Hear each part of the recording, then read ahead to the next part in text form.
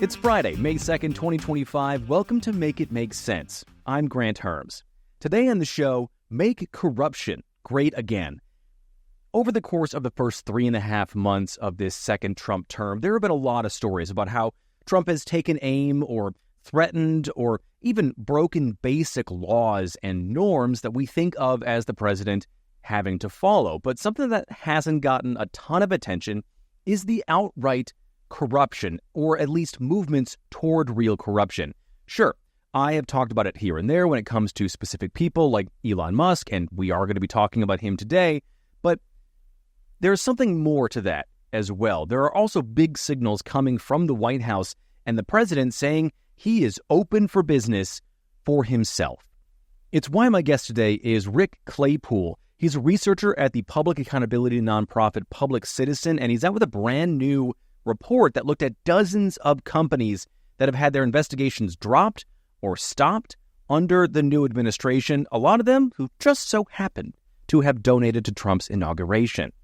But first, let's get to the main topic this week about how Trump and the people around him have been using the White House to make a buck. So the idea of Trump using the Oval Office to make himself or his family richer isn't new. There were a lot of these scandals during his first presidency, like his Washington, D.C. hotel, trips from business and foreign leaders to Mar-a-Lago for a price, something he's already doing right now. He's giving multi-million-dollar tickets to dinners at Mar-a-Lago, but also his refusal to divest from his family businesses. In fact, the ethics watchdog group Citizens for Responsibility and Ethics in Washington, or CREW, found that during his first term, there were more than 3,700 conflicts of interest. But those pale in comparison to what's been happening over the last few months, because none of those were as lucrative as what's been happening, namely Trump's push into the world of cryptocurrency. Now, I am not going to get into the specifics of how crypto works. Frankly, it's really boring. Your eyes will glaze over. My eyes will glaze over. No one wants that. But it also ends up really just being an onion made out of layers of scam promises and bad faith investing. But what you should know is that cryptocurrency is meant not to be tied to anything like the dollar or gold. It's just based on the value that people give it on any single day. It's like a stock without a company, to really oversimplify things.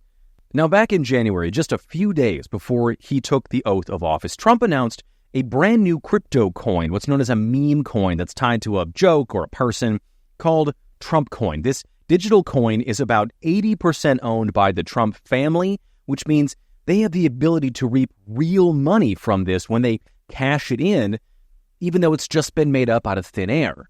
And they did. When he launched this coin and then talked about it on social media, the value of it soared and made $31 billion in its first day.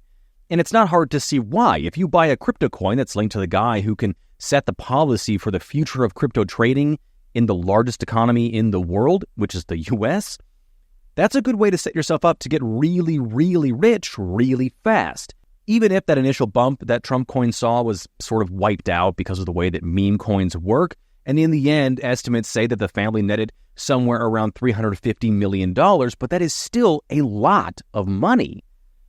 And because the crypto market is essentially unregulated, ethics and financial watchdogs have said Trump coin has opened doors wide open for foreign actors and businesses to invest a ton of money in and get what they want back, and it doesn't always mean money.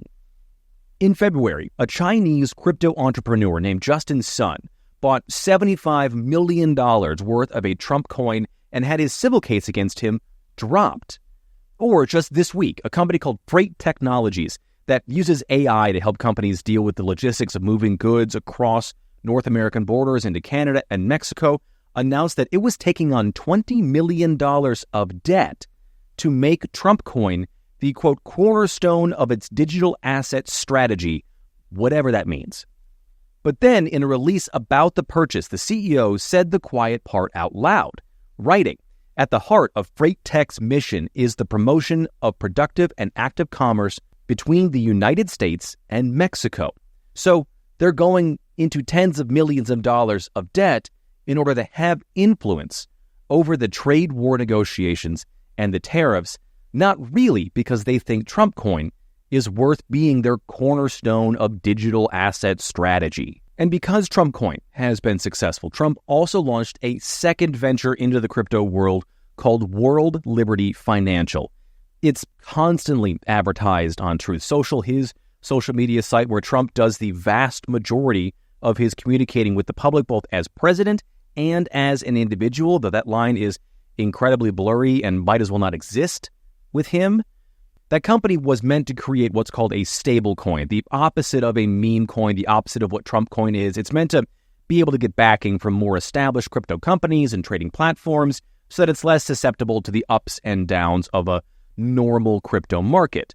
Well, World Liberty Financial, which is mostly owned by the Trump family, is run by a guy named Zach Witkoff. Zach's dad is Steve Witkoff, Trump's envoy to the Middle East. So, the guy in charge of running U.S. Middle East policy out of the White House. And wouldn't you know it, but this week, World Liberty Financial cut a major deal with a Middle East crypto exchange company out of the United Arab Emirates. The deal is $2 billion and comes just a few days after the Trump family real estate company made a huge deal with the nation of Qatar for a resort and golf course, and it comes just a week before Trump is set to have a major presidential visit to the Middle East where he'll be visiting Saudi Arabia, Qatar, and the UAE. Two countries there who have also been hit by tariffs and would very much like a deal to be cut with the U.S. to have those lifted. Now, the New York Times also found that there have been huge investments in Trump's crypto coins from Israel and Hong Kong and several other foreign investors as ways for countries to influence Trump while they have things like ongoing conflicts in their regions like Israel or like the trade war with China. It's also been indirect deals too. And this is where Trump made history. Back in March, he became the first president ever to pardon a corporation rather than a person, although he did also pardon people in this pardon. But he pardoned the company BitMEX, a cryptocurrency company, and its co-founders who had pleaded guilty to financial crimes and were going to be forced to pay $100 million. But with the pardons, that fine will never be paid, and the CEO of the company has recently expressed some interest in investing in Trump coin or World Liberty Financial, and just the interest of him doing that is all it took for Trump to pardon them. And we will get to companies coming to that realization all at once with my conversation with Rick today. Now, last month, Trump also attended a dinner with some of the biggest crypto dealers, and just that attendance alone sent his stock skyrocketing, at least his stock for the crypto coin. And as one crypto executive put it, before you were speculating on a Trump coin with no utility. Now you're speculating on future access to Trump. That has to be worth a bit more money. Essentially saying that just the interest from Trump in the world of crypto and him being a face that will be shown at these places, or if you say you have a cryptocurrency and you can get yourself into Mar-a-Lago or even the White House, your coin, and technically Trump's coin, is worth a lot more to you than just the money. And that's just the tip of the iceberg here on the crypto stuff. But what's been really clear is Trump is dead set on using his office again this time around to make himself richer, and other countries know exactly how to get to him. I want to move on to Elon Musk, who has been the chief beneficiary of the second Trump presidency and the corruption that has played out so far. So I have talked before about how Musk's work at DOGE has been targeting agencies that have investigations open or enforcement agreements against Elon Musk and his companies. And while that's been happening, DOGE has been also avoiding agencies or departments that he has contracts with. But this week, we got a brand new report from the Democrats on an oversight subcommittee in the Senate about just how deep this stuff goes. And now, before I dive in, yes, this is from the Democrats who obviously have a political point of view. It's also the subcommittee's job to be impartial when it comes to government oversight. And for what it's worth, for the last decade, Democrats haven't been asking us to believe an out-and-out liar or believe outlandish lies like, say, an election was stolen from the American people. But take this report with a grain of salt, but also know they brought receipts for all of this. I'll put the full report in the show notes if you want to read it. It's 44 pages long, and it's really thorough. But that little disclaimer aside, here is what they found. Of all the work that DOGE has done, they found 65 actions. 40 of those actions have had conflicts of interest with investigations of or enforcements against Musk-owned companies worth, in the end, nearly $2.4 billion in liability that would have cost Elon Musk. And those things include hundreds of thousands of dollars for SpaceX, Tesla, and his company, The Boring Company, for failing to keep workers safe on the job, $1.6 million for Neuralink for violating animal cruelty laws, $281 million for making misleading statements about Neuralink, and a whopping $1.2 billion for lying about Tesla's being self-driving. And then there were 25 other investigations into his companies that the subcommittee says it couldn't even quantify the amount of liability. So the actual number here is even higher. The subcommittee wrote in this report, the through line in connecting many of Mr. Musk's decisions appear to be self-enrichment and avoiding what he perceives as obstacles to advancing his interests. Later saying in this report, the truth is that the breathtaking scope and scale of benefits Mr. Musk is gaining from his present position may never be known, and that is by design. The silence is strategic, and it is dangerous. And the report also says, like I have on this show before, that Musk's entire fortune is built on the back of U.S. government tax dollars. His companies have been given $38 billion in subsidies and grants over the years, and he currently has $10 billion in government contracts. And while he's held those contracts, the report also points out that there have been several instances of his companies failing to meet standards, and the agencies that would normally enforce those standards have been gutted by the work of DOGE, like the Fish and Wildlife Service, which had been looking at SpaceX's site in Boca Chica, Texas, which had been accused of harming local and protected wildlife, or the Consumer Financial Protection Bureau, which has been all but closed at the direction of DOGE. But the CFPB was looking into more than 300 complaints from Tesla owners about their cars being unsafe to drive or not working properly. And on top of all of that, Musk never issued a disclosure about his finances to Congress or the federal government before he started working for the White House, meaning just how deep he is in here is a black box.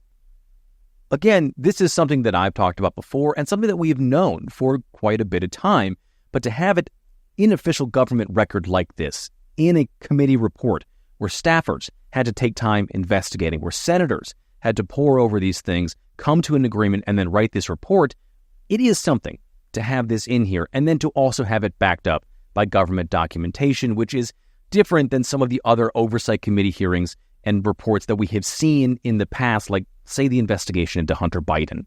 But when it comes to Musk, there is one more thing. It's been pretty obvious that he wanted to use this position in the Trump administration to keep himself or his companies out of harm's way, but in recent weeks, there's been another accusation that he's been using our private data from government servers to make his AI better. This theory was first put out there by political commentator Kara Swisher. Here she is saying it on a podcast for The Bulwark back in February. Government is the biggest trove of information on the planet. U.S. government is, at this point, would be my guess, or China would be. The only other country that has it all consolidated is China, because it's a surveillance economy and it's a communist country, and so they want great control over their citizens. Our government data is siloed all over the place. What if someone could bring it all together and then load it into an LLM? That would make their LLM much better over time. So that's, to me, what they're looking for is this enormous amount of data that's never been brought together, sometimes for a very good reason. We don't want all our government agencies to know everything about everything else.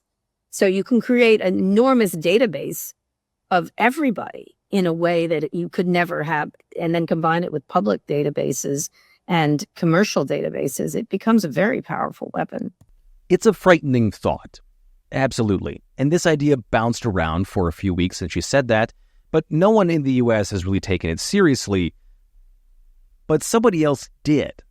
Early last month, the Irish government officially opened an investigation into whether private government data is being used to train Elon's AI program called Grok. And I know you're asking right now, how can the Irish government get involved here? Well, for starters, for tax reasons, X has its headquarters in Ireland. And X was recently sold to XAI, another one of Elon Musk's companies. He did that because he's drowning in debt because of when he bought Twitter. That's a different story. But just know that the headquarters for X is in Ireland, which gives Ireland and its government the ability to open an investigation here. But then also, in the data that DOGE has been combing through, there's data on Irish citizens who live in the U.S., people who are dual citizens or just have visas to be here, or U.S. companies like X, and there are a lot of other ones like tech companies that offshore money to Ireland that could all have data that would technically be Irish data on U.S. government servers. And the investigation in that is still ongoing, but it could expand to the broader European Union if they find proof, and that could mean massive fines or worse for Musk if this stuff is proven. And there are a lot of eyes here in the U.S. on what will be happening in that investigation across the Atlantic Ocean. Now, speaking of investigations, let's talk about the lack of investigations and my conversation this week with Rick Claypool from Public Citizen, all about his new report that dozens of investigations into companies have been stopped or ended. Many of them have donated to Donald Trump, and what that means for the rest of us. I want to start with what Public Citizen is for the folks at home who don't know what you are and the great work you do, because I've been following the work you do for a while, and it's a go-to resource for me. But explain what it is you do. Sure. So I'm a researcher at Public Citizen, and we are an organization. So we're consumer protection organization. Have been around for decades. More than 50 years, and we are kind of fighting on all fronts in terms of trying to push advocacy sort of for the public interest and sort of against corporate domination that we are seeing in Washington. Yeah. Talk to me about this corporate enforcement tracker, because it's one of those things that in the chaos that has been the last 94, 95 days as we're talking right now, so it hasn't been 100 days as we're talking somehow. Why start this tracker, and what is it actually doing? Sure. So we have this corporate enforcement tracker, and that basically what it does is it lists as many of the cases that I can possibly find that were ongoing against corporations from the Biden administration that have carried over into the Trump administration. So a few things going on here. The first time Trump took office, there was a lot of skepticism or, not really certainty about how he would, engage policy-wise with, corporate crime and lawbreaking. There were some folks who were saying, maybe he'll be really tough on corporate crime and that kind of thing. I never thought that was going to be the case for the second. And, we showed through research then at the time that at every agency where a Trump appointee has sort of taken office, that enforcement was dropping precipitously.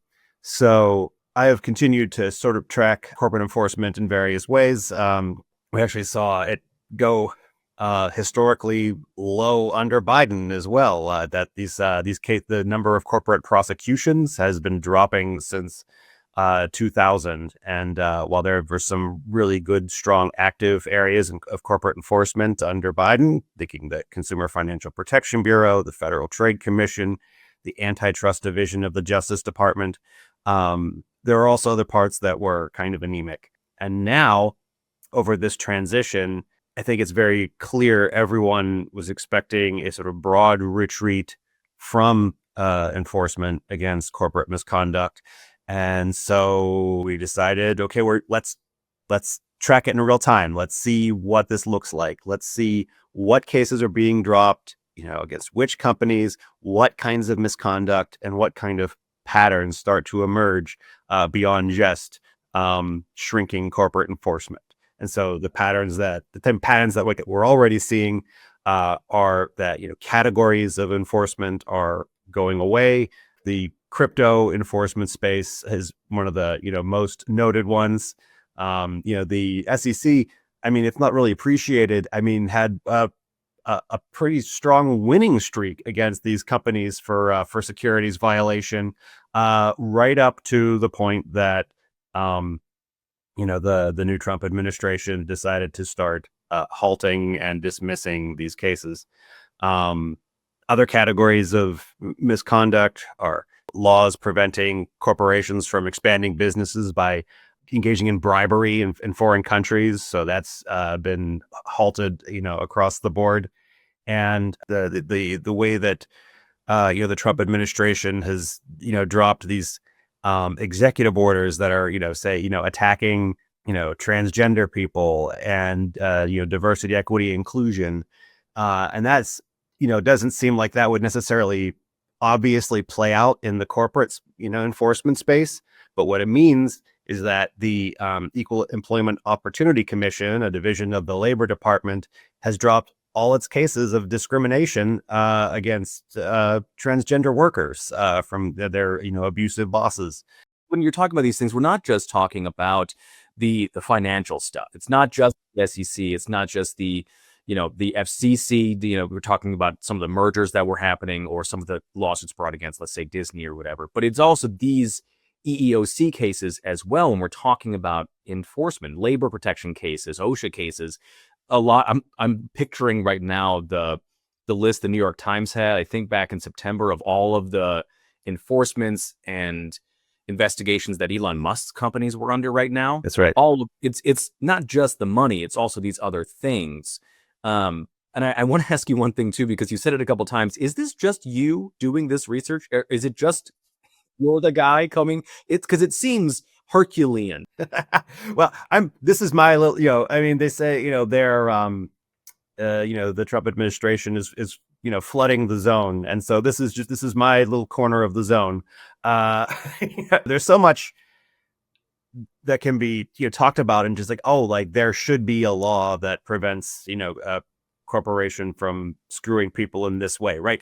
In many cases, we already have a lot of laws that are there to protect people from being, harmed by, by corporations, whether it's their consumers, workers, even like, other businesses being harmed by other businesses. But those laws are, not evenly enforced.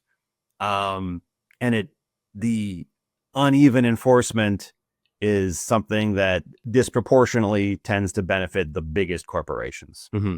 And that does get us to the thing that I actually reached out to you in the first place about, was that you had gone through and found, I think it was about 60 companies who had donated a total of $50 million to Donald Trump and had their enforcements dropped. So talk about that list here. Sure. So there were 11 that had their enforcement actions dropped so far. That initial finding of, there's 58 companies and $50 million in, donations to the inauguration. Right. So this is like, disproportionately, there's a whole, range of kinds of big companies that we're talking about, from Google and Amazon and Coinbase, and this whole like tech and crypto space. There's also some big food companies. The biggest donor was Pilgrim's Pride, the huge chicken processing corporation that's actually a subsidiary of the Brazilian conglomerate JBS, like the biggest big like meat company that there is. Coke and Pepsi and various and lots of government contractors as well, right? Companies that rely on the government for their core business. The total takeaway, for Trump's sort of inauguration funding was more than 200 million. He more than doubled his record-breaking haul of inauguration donations from last time. Right. And these are really telling, because it's not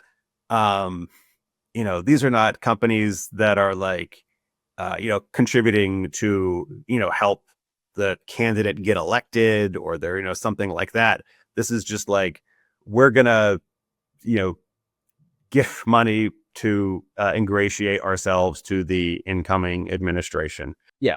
Yeah. It's money given to the inauguration and inaugural fund to say, hey, we're on your team here. So don't, that big bat you have over just sitting in the corner of the SEC, put that down for a while. We'll be cool. It's meant to say that.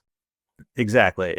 And there are so many, ways. I mean, and this is just, it is not, somebody might, you could easily point out that, okay, like, Meta, Facebook, giving, $1 million in the grand scheme of things is not that much, but it is not all that's going on, right? This is just, one way that big businesses are working on ingratiating themselves with the Trump administration.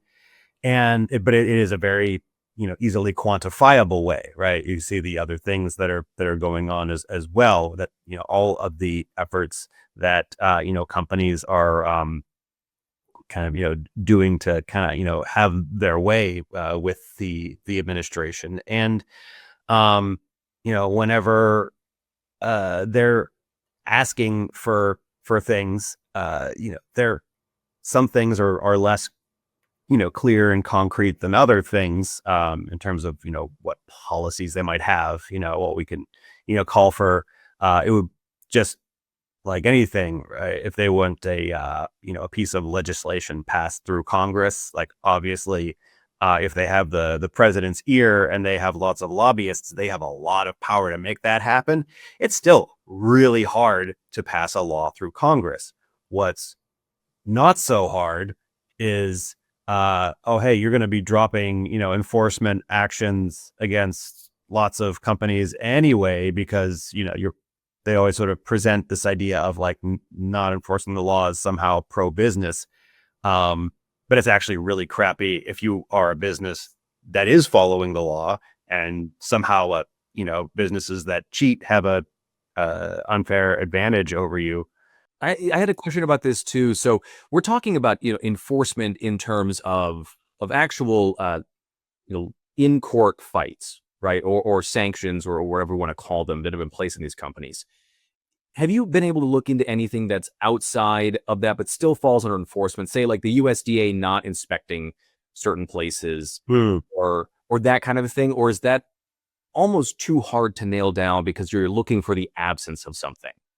Yeah, that's tricky. So, I mean, that might be something that you could see over time, in depending on how the data that is provided on those enforcement actions. Yeah, so really, I mean, right now I'm just looking at the, I guess this is, again, very much tip of the iceberg, because this is not comprehensive by any means, but it's just like where we know that there was some kind of investigation or, lawsuit against a company for misconduct going on. We know that because it was, confirmed via reporting, because the company disclosed it themselves, or that information come from the agencies doing the enforcement. And it's always the case that, they also have a lot more ongoing potential investigations or cases that are not publicly known.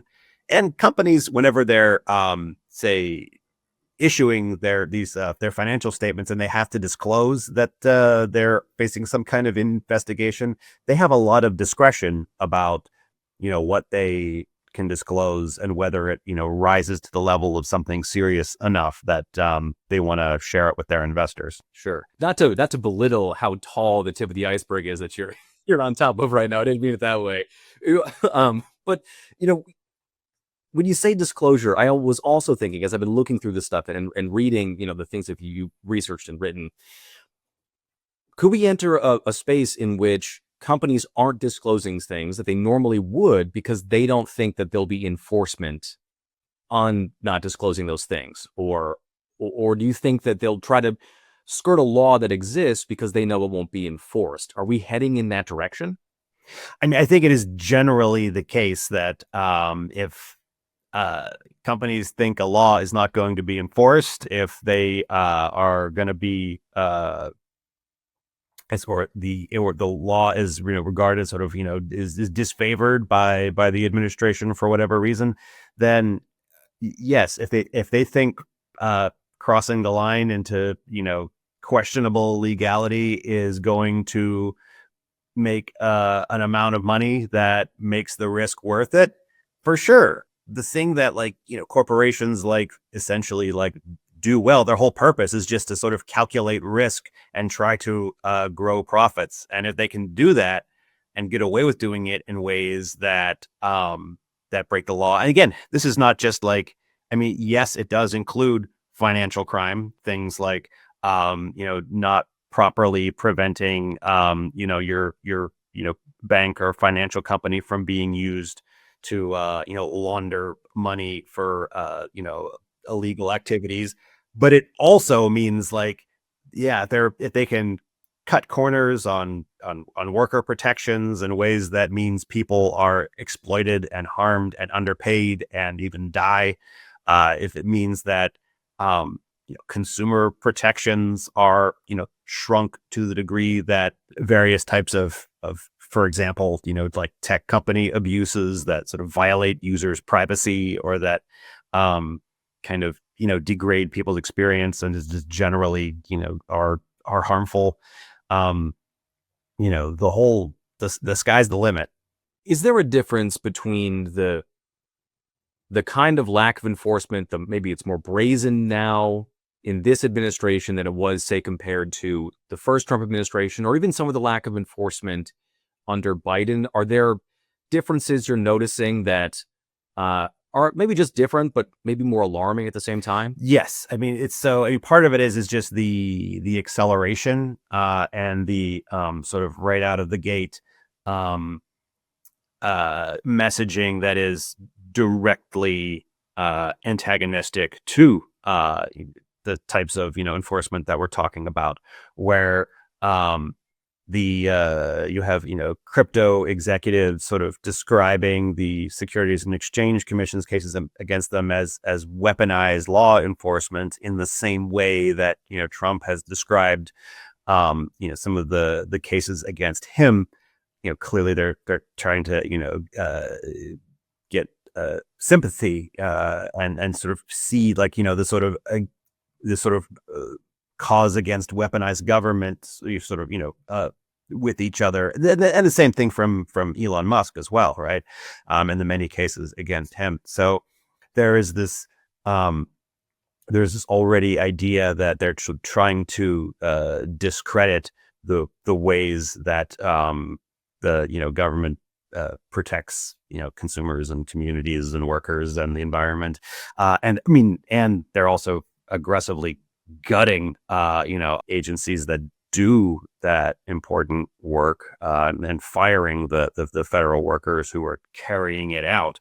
And they're also doing things that just hadn't been done before, right? So the administration a couple weeks ago handed out what appears to be the first presidential pardon for a corporation, right? So this is, this is a big deal, right? This is the first time not a human being has been pardoned by the president of the United States.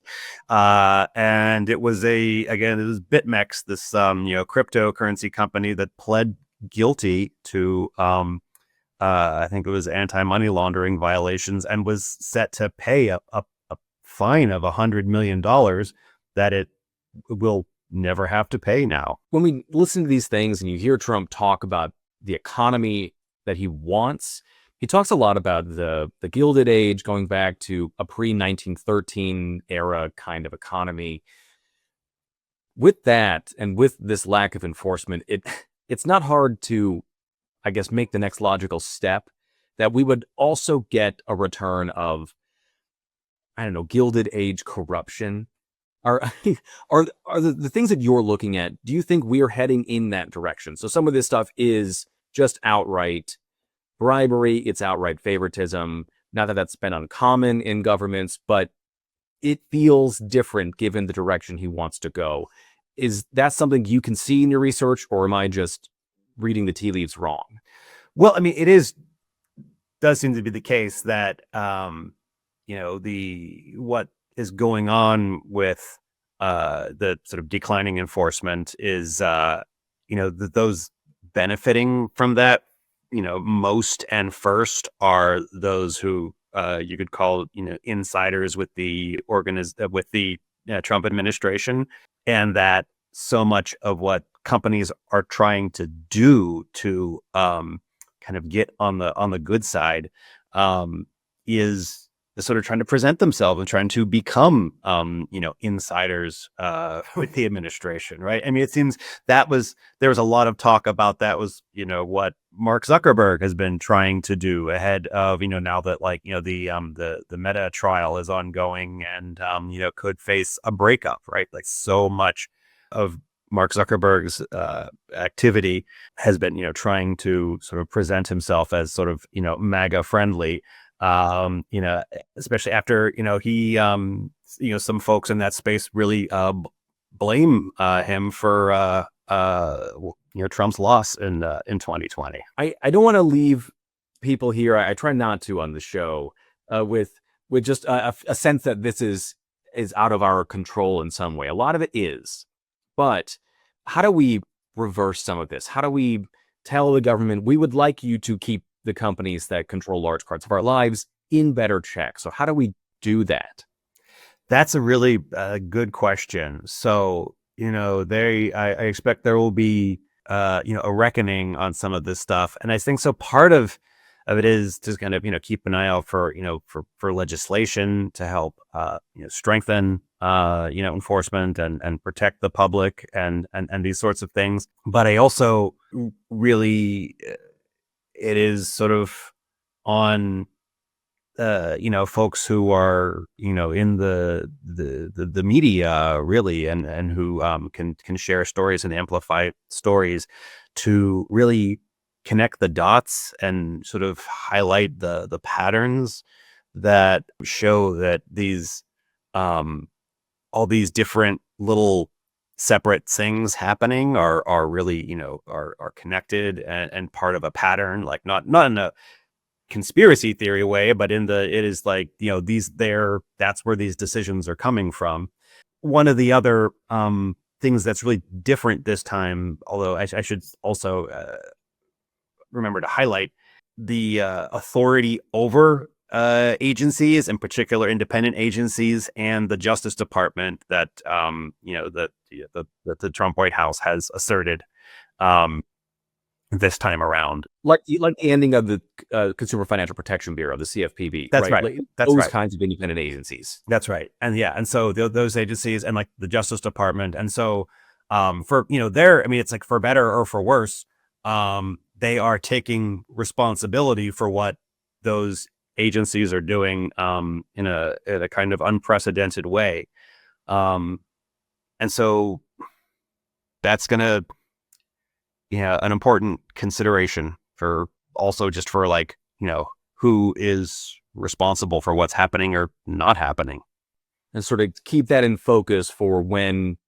we have to hold them accountable later, essentially. Yeah, right now, yeah, it's, I mean, that doesn't feel very satisfying, but like, it's so like right now, I mean, it's sort of just, this is the zone is flooded and I've just have my little corner of it that I'm trying to organize. And, I think it's just having those basic sort of facts there that, because I don't think the thing about like also corporate enforcement and like protecting like consumers and communities like this, it's really not polarizing in a partisan way. It is in like maybe it is in Washington DC, but sure, outside of Washington, yeah, exactly. I don't want my can of beans to have botulism in it. I don't want my coworker whose last name is Hernandez to be fired because they're Hernandez or because they're trans or that kind of a thing. Most people agree that we don't want those kinds of things happening